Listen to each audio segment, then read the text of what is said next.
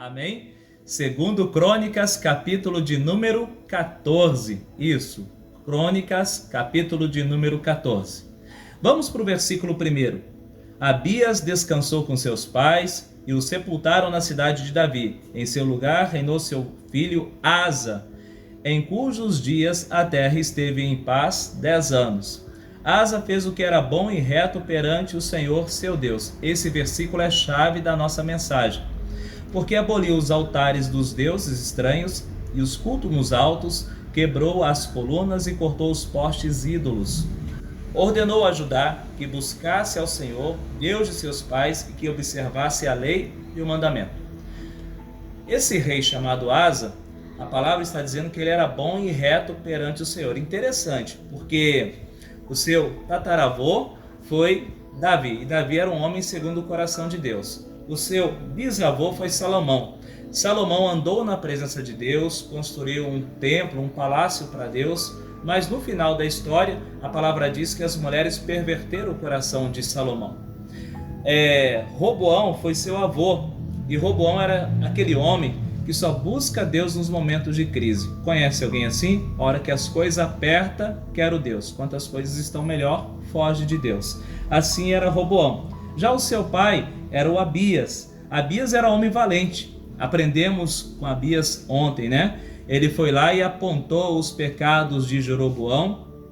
E ainda eu disse, é o sujo falando do mal lavado. Na verdade, ele era um pecador religioso.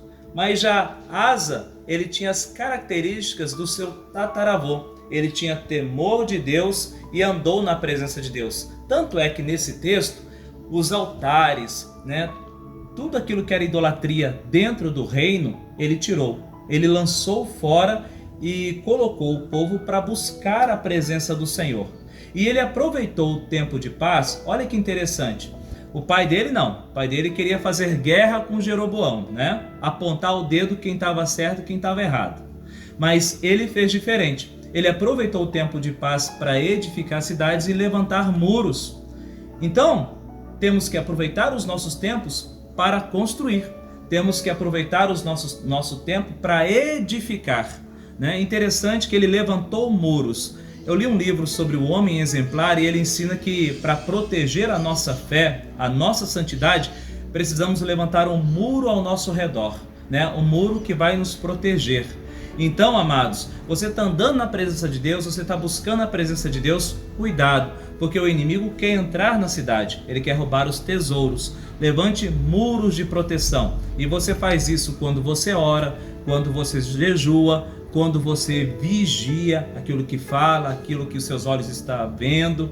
Tudo isso é uma maneira de levantar esses muros. Então ele aproveita o tempo de paz para buscar Deus. Eu conheço muita gente que no tempo de paz ele desvia de Deus. Asa fez ao contrário. No tempo de paz ele buscou Deus, colocou o povo para buscar a presença de Deus e levantou os muros. Então aí veio a guerra. Aqui a palavra diz que um rei chamado Zerá, da Etiópia, se levantou contra ele com 1 milhão de soldados. 1 milhão de soldados, e marchou contra ele. Amados, e ele tinha 580 mil soldados. Você sabe quem deu a vitória? O próprio Deus deu a vitória para Asa. A palavra do Senhor diz que Deus interviu na batalha, deu vitória para Asa. Asa conquistou ainda mais cidades e recolheu os despojos. Por que isso aconteceu? Porque ele andava na presença de Deus. Então, amados, quando você anda na presença de Deus, quando o inimigo se levantar contra a tua vida, pode ter certeza que Deus vai te dar a vitória. Amém? Porque o próprio Deus cuida de você. Guarde essa mensagem no teu coração e que Deus te abençoe.